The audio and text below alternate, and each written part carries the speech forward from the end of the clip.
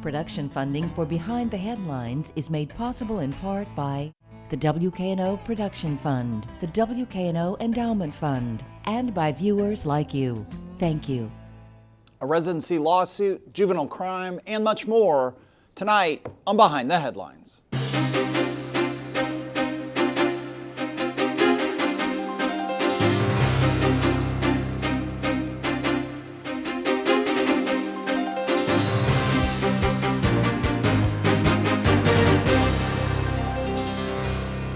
Merrick Barnes with the Daily Memphian. Thanks for joining us. I'm joined tonight by a couple of journalists from the Daily Memphian. First up is Julia Baker. Thanks for being here. Thank you. Along with Bill Dries, reporter with the Daily Memphian. Bill, we'll start with you and a lawsuit that was filed. We're in a year where there's a mayor's race. There's also city council as well, but we'll focus on the mayor's race. Some 10-ish or so, depending on how you want to count it, candidates have declared or formed committees. They haven't been able to pull petitions and formally begin the process yet. But there was a question that came up in the fall. It's been growing around what the charter, what the law says about what it means to be a resident of Memphis, and are you eligible to run for mayor? And the Election Commission took a move on, February 28th. Mm-hmm. Walk us through all this, and then we'll get to the question, how could this possibly be unclear at this in this day and age? But okay. Well, I'll kind of give a preview of the later one. Yeah. The reason that this is unclear is because there are conflicting legal opinions on this, and all of those legal opinions and court rulings as well, including some by the U.S. Supreme Court, point to different standards for this. So you could kind of see where we are coming a mile away. What triggered this is on the last day of February, the Shelby County Election Commission said, in effect, when we start issuing petitions on May 22nd, we are going to enforce a residency requirement to run for mayor that you have to have lived in the city for at least 5 years from election day. And they linked to a legal opinion from an attorney named Robert Myers, who's a former chairman of the Shelby County Election Commission, as their reason for saying it is the 5-year residency standard. Several days after that, you had a lawsuit filed by Floyd Bonner, Shelby County Sheriff, one of the 11 or so candidates for mayor, in Chancery Court. His attorney, Robert Spence, a former city attorney, contends in that Alan Wade, the city council's attorney, has already issued the opinion on this. Alan Wade's opinion is that you have to be a resident of Memphis if and when you win the election as mayor, based on a 1996 charter change referendum that Wade himself drafted the language of. And just to, there are three candidates, three of the better known candidates, I would say, and who are raising quite a bit of money. At least two of them are. Floyd Bonner, currently sheriff, who's lived in Bartlett. And no, there's no hiding this. He said, I've lived in Bartlett for 20 years. He and his wife have bought a home in the city limits and are moving to that because they are, Bonner and Bonner's people say, well, the interpretation that Alan Wade has. Van Turner also lived in unincorporated Shelby County former county commissioner, and he has moved in as well in the last 6 to 12 months. Right, and both Turner and Bonner on earlier campaign finance reports listed the addresses that were outside of the city of Memphis. Two of the most recognizable names in the race for mayor at this point. And just to say, I hate to do the money thing, but it is about money to some degree in terms of viability. In the first filings we got, Bonner had raised somewhere around $300,000. Van Turner was something like $150,000, something like that. The other candidate this could potentially impact is former Mayor Willie Harrington. Yeah, here the case it is not as clear as it is. What you're dealing with are basically that Harrington has his name on several pieces of property, including a home in Collierville that he sold in 2020. There was no challenge of Harrington's residency in the 2019 election when he owned this home in Collierville. All of his campaign finance reports for the 2019 run listed an address in South Memphis. And he started the campaign with listing an address of a home in Banneker Estates off Horn Lake Road, which is a subdivision that he built. Yeah.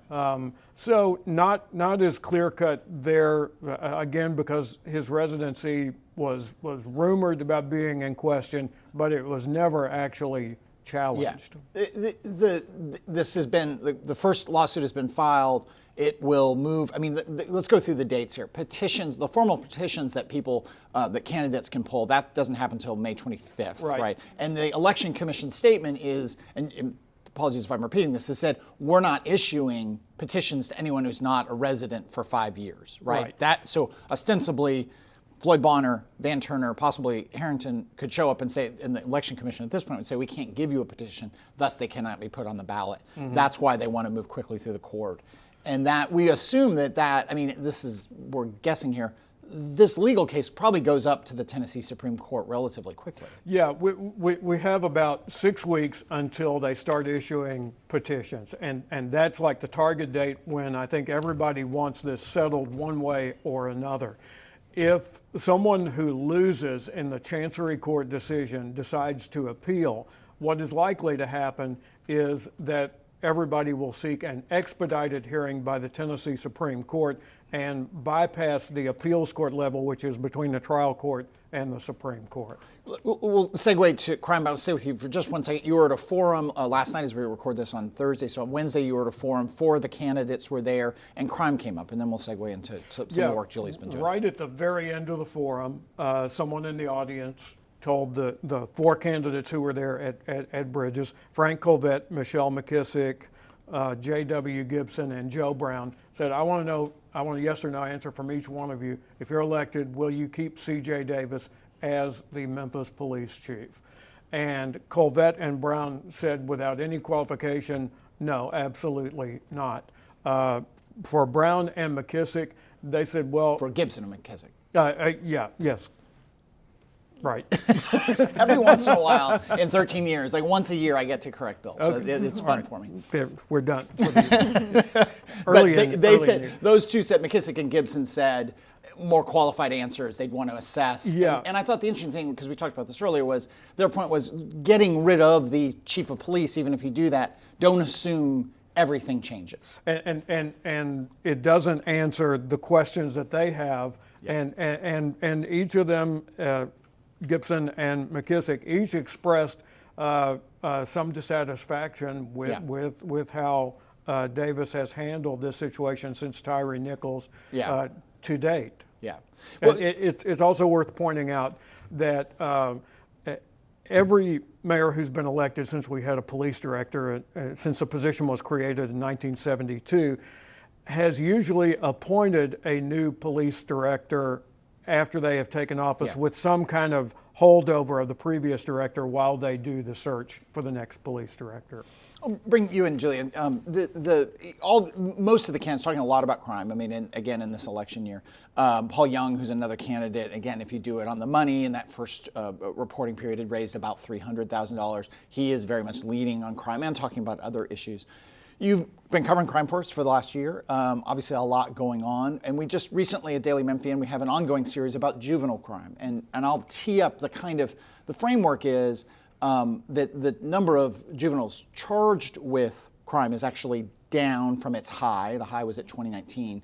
But there's a 25% increase overall in serious crimes among juveniles over the last 2 years. There's a 130% increase in car thefts involving juveniles. The juveniles, according to police, are getting younger, and there are a lot more guns involved. And there's some other stats where there are big increases.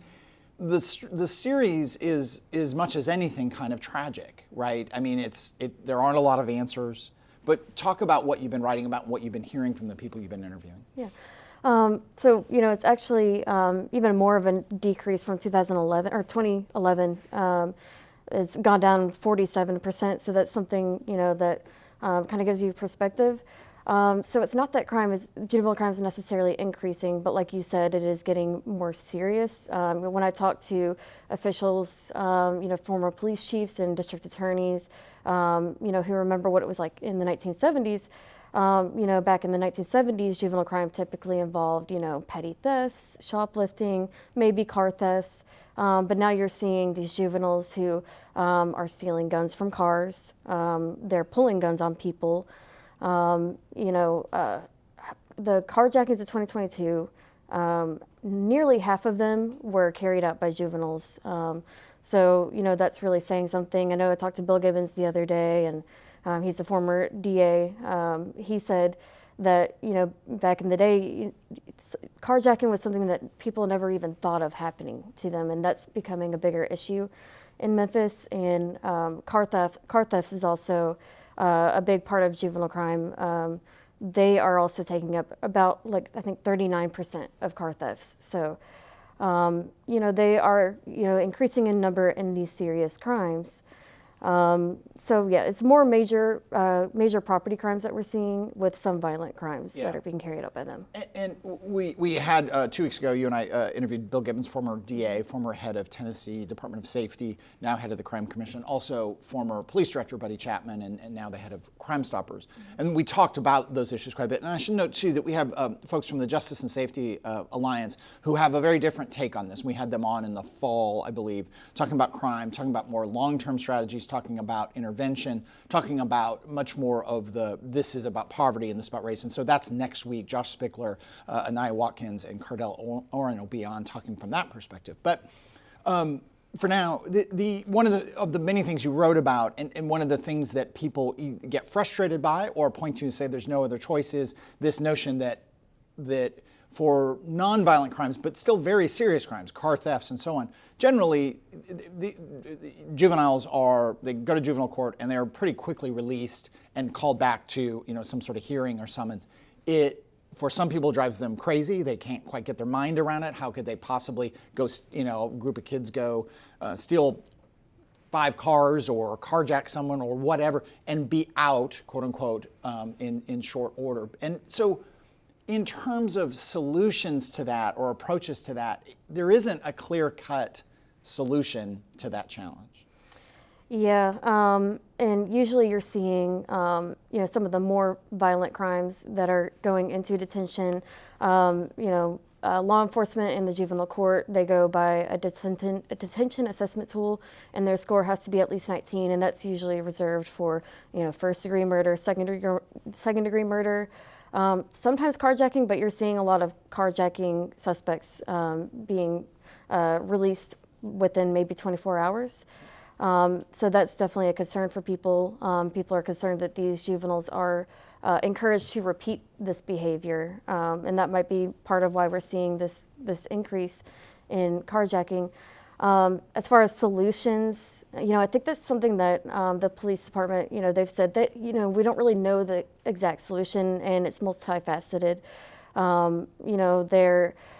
Maybe it could be change in legislation, because one interesting thing that Bill Gibbons pointed out to me the other day is that, to view, for instance, I did a story about data transparency, and, the public can view some juvenile case files, but for certain violent crimes, but 2 of those do not include carjacking and aggravated assault, which are some of the bigger juvenile crimes. But yeah, it's, I did another story where, the Mayor Strickland and Mayor Harris, they're kind of taking more of a community approach. And Judge Sugarman, he really wants to start doing restorative justice, which is where the victim and the juvenile delinquent, they meet and they, discuss what happened, and the victim has a part in what kind of rehabilitative services the juvenile takes part in. Yeah, and that's Judge Sugarman, the relatively newly elected juvenile court judge. Bill, your thoughts on this series? You contribute a history of juvenile court and all the changes over time, and other parts that you contribute to the series. Where thoughts on where we are? And to Julia's point about access to juvenile court records, it's a bedrock of juvenile justice that juvenile proceedings are not just adult proceedings for children, that there is actually a philosophy here that the information is limited because you don't want this to be a permanent record. However, it is a permanent record. The other thing that strikes me about the great reporting that Julia has done on this is that it shows, I think, more and more that we have an either-or situation. You're either in juvenile detention for serious crimes, a detention system that even people who disagree on the way to approach this agree is not good for the children who are charged, whatever they have done or not done. It's either that or it's, okay, be on your way, here's a summons, show up for this court date on such and such a date, you're on the honor system. Yeah. There's really nothing between those two, and there's a lot of discussion about what to put between those two. Yeah. The county has the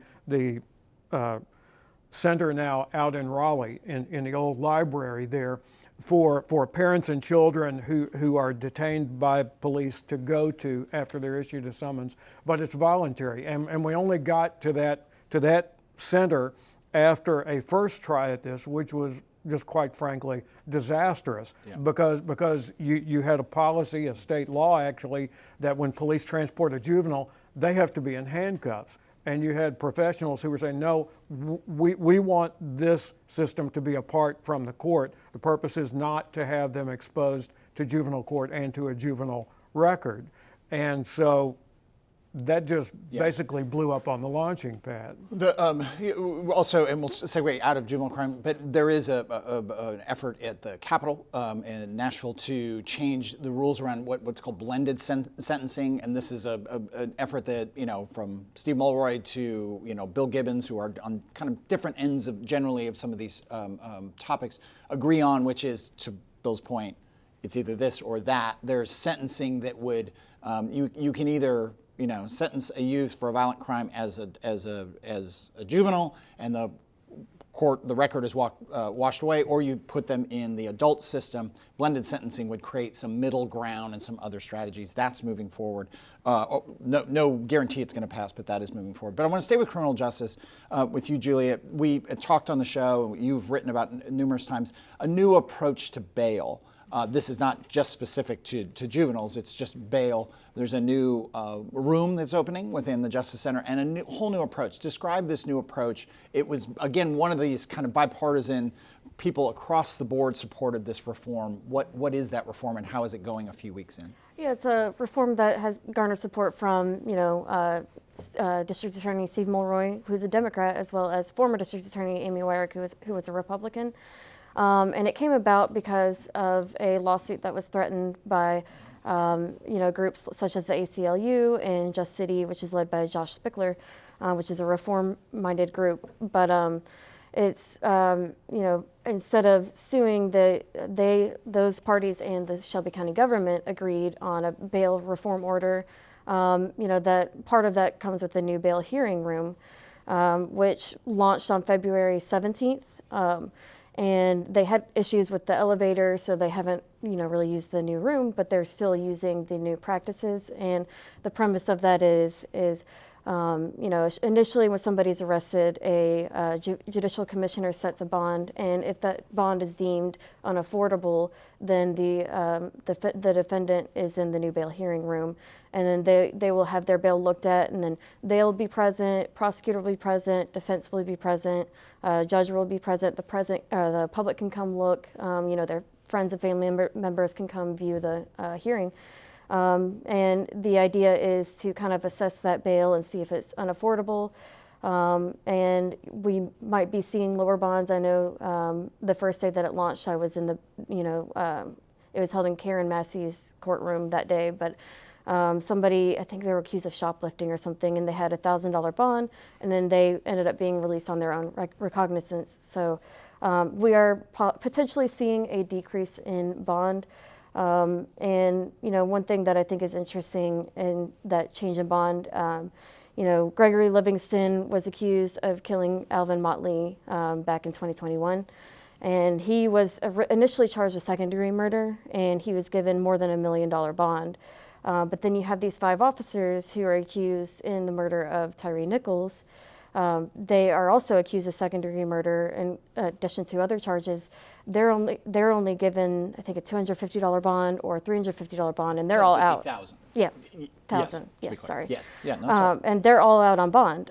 Gregory Livingston is still in jail. He's now been bumped up to first-degree murder, but initially was given that bond with that the second-degree murder charge. Thoughts on the bail reform and the bond reform? I think the bail court is very much a work in progress. This is not only new turf for the prosecutors and the defense, it's new turf for the judges who have been used to an entirely different standard, and the judicial commissioners as well. These were decisions that were often made prior to this opening last month in February that were made in a video hearing without all of the sides represented at the hearing. There's also some conflict. Originally, this was supposed to be a 24/7 court, and that was said several times during the planning stages for this and announcing it. It's not a 24/7 court, which I think raises questions about how long people wait in jail for their hearing and what decisions are made in the interim. After all, the bail court was formed specifically because of these issues about people lingering in jail until they could get before a judge for a full-fledged hearing. With just 5 minutes left, we'll pivot away from crime and talk for a minute. There's an update on the search for a new superintendent for Memphis Shelby County Schools. You want to give us a quick update there, Bill? Right. Aaron Fleming with us has been keeping an eye on that and really watching this very closely. We don't know the names at this point, but we do know that 18 people have applied to become the next superintendent of the school system. The goal here is for the school board to select a new superintendent, a permanent superintendent, sometime this summer, to have them on board in time for the start of the school system this coming August on that. The reason we don't know the names is because the school system, like many other public entities, uses a private search firm for this, and because they use a private search firm, the names are not made public. There's a whole lot of speculation. One of the things that people will be anxious to see when and if a list of the names in this public process for a public position are out there is whether or not the current superintendent, Tony Williams, has applied for this job. Yeah, the current interim. And we're trying to get her and the chief of the head of the school board on sometime soon. I'll also stay with education. That at the legislature, there's an amendment to the bill that was passed a couple years ago that would essentially hold back third graders who aren't reading at a certain proficiency level, and had the potential to impact tens of thousands of third graders across the state. Some people argued, hey, if they can't, they're not at a certain level, they need to stay in third grade until they get to that level, to that proficiency level.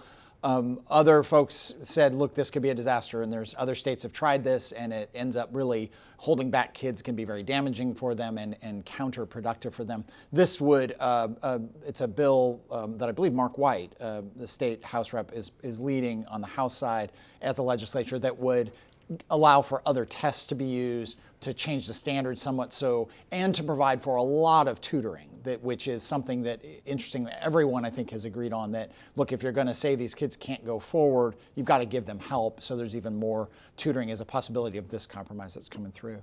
I'll come back to you, Julia. There was going to be a release of more video of the horrible Tyre Nichols incident. That got held up. What's going on with that? So the judge who's presiding over the case for the 5 officers accused in the Tyre Nichols case signed a motion that was submitted by the defense attorneys for those 5 officers, basically asking for that additional 20 hours of video, in the Tyre Nichols case, as well as personal files for the additional officers who were there. The motion called for that to be delayed while the defense, viewed the footage and the records.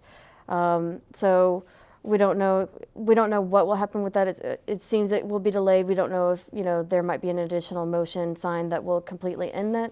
And so we'll see. But Jennifer Sink, who's the chief legal officer for the city of Memphis, did reveal that there was an additional officer who was terminated from the police department. One retired before he could be fired, and he's still getting his pension, which is interesting. 2 of the officers who are under investigation had their charges dismissed, and 3 were suspended, and they'll be able to come back after a certain amount of time. None of those are the 5, just to be clear, Right, none of those are the 5 5 charged officers. with the second-degree Right, murder. right. Yeah, That's thank in you. addition to the Yeah, 5 officers. yeah. And then we have a total of 4 Memphis Fire Department personnel as well, and that's including the 3 that were already announced before. And just with a minute left, the ordinances, as coming out of the Tyree Nichols tragedy, I mean the horror, the City Council had wanted to change some of the procedures or the policies for MPD when they can pull people over, what conditions they can pull them over. Is that passed? Did I miss that? There was a package of 6 ordinances. The ones that would, the specific ordinance that would say the cops can't pull someone over for minor traffic violations. A final vote on that has been delayed. The 5 others have been approved on third and final reading, but the council is now in the process of kind of legislatively welding all of those together into a single ordinance that would replace the 5 separate ones that they gave final approval to. Okay, thank you both. Thank you for joining us again. Folks from the Justice and Safety Alliance on next week talking about root causes of crime, other approaches to addressing crime. That's next week's on Behind the Headlines. If you missed any of the show today, you can get it at WKNO.org or on YouTube, or you can download the full podcast of the show wherever you get your podcasts. Thanks very much. We'll see you next week.